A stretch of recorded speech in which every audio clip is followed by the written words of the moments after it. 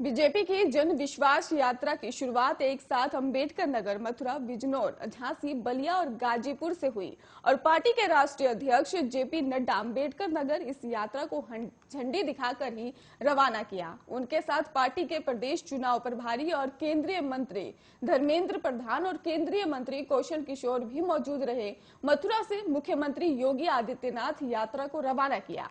BJP के प्रदेश अध्यक्ष स्वतंत्र देव सिंह पार्टी मुख्यालय में बताया कि अंबेडकर नगर से ही शुरू होने वाली यात्रा अयोध्या, गोंडा, बलरामपुर, श्रावस्ती और बहराइच और लखीमपुर, सीतापुर, हरदोई, उन्नाव, रायबरेली, बाराबंकी होते हुए लखनऊ के काकोरी में समाप्त होगी। मथुरा से यात्रा अलीगढ़, हाथरस, आगरा, फिरोजाबाद, मैनपुरी, एटा, काशगंज, बदायूं, शाहजहांपुर और पीलीभीत होते हुए बरेली में समाप्त होगी और बिजनौर के बिदुर कुटी से यात्रा का शुभारंभ केंद्रीय सड़क परिवहन और राजमार्ग मंत्री नितिन गडकरी, उप मुख्यमंत्री केशव प्रसाद मौर्य और केंद्रीय मंत्री संजीव बालियान करेंगे। ये मुजफ्फरनगर, सहारनपुर, शामली, बागपत, मेरठ, गाजियाबाद और गौतम बुद्ध नगर, बुलंदशहर, हापुड़, अमरोहा और मुरादाबाद, संभल से होते हुए रामपुर में समाप्त होगी। रक्षा मंत्री राजनाथ सिंह, उप मुख्यमंत्री दिनेश शर्मा और केंद्रीय मंत्री साध्वी निरंजन ज्योति झांसी से यात्रा को रवाना करेंगी।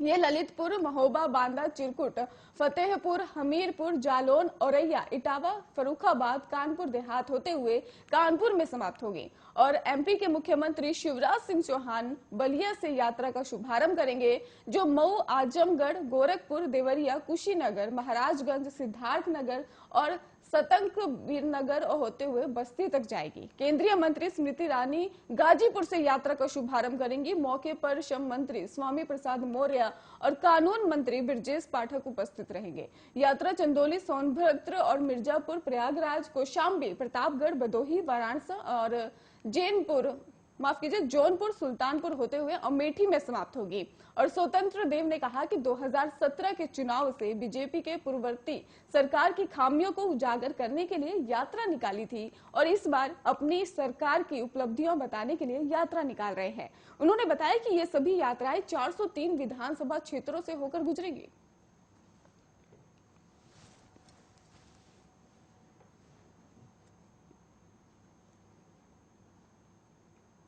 दिल्ली मेरठ एक्सप्रेस में सफर करना अब आसान नहीं होगा, क्योंकि 383 दिन बाद किसानों के गाजीपुर बॉर्डर छोड़ने के बाद यहां ट्रैफिक शुरू हो गया है। वाहनों की संख्या में बेतहाशा वृद्धि को देखते हुए टोल लगाने का फैसला लिया गया है। आपको बता दें कि 25 दिसंबर से ही फ्री सफर पर ब्रेक लगने जा रहा है और 82 किलोमीटर लंबा दिल्ली मेरठ एक्सप्रेस में दिल्ली को मेरठ से जोड़ता है और अभी तक ट्रैफिक बिना टोल के ही चल रहा था और लेकिन अब इस रूट पर चलने के लिए कीमत देनी होगी। मसलन सड़क और परिवहन मंत्रालय के नोटिफिकेशन के मुताबिक लोगों को 65 पैसे प्रति किलोमीटर के हिसाब से भुगतान करना होगा। NHAI के प्रोजेक्ट डायरेक्टर अरविंद कुमार ने बताया है कि 25 दिसंबर सुबह 8 बजे से टोल वसूला जाएगा। डासना से मेरठ की तरफ जाने पर ही टोल भुगतान करना होगा और दिल्ली मेरठ एक्सप्रेस वे पर जगह जगह से 2 व्हीलर और 3 व्हीलर के साथ ही बैलगाड़ी आदि के प्रवेश पर प्रतिबंध है। हालांकि इसके बावजूद लोग मनमानी करते हैं और लेकिन अब 2 पहिया, 3 पहिया वाहनों का चालान किया जाएगा, जो कि उनके मोबाइल पर 8 घंटे में भेज दिया जाएगा।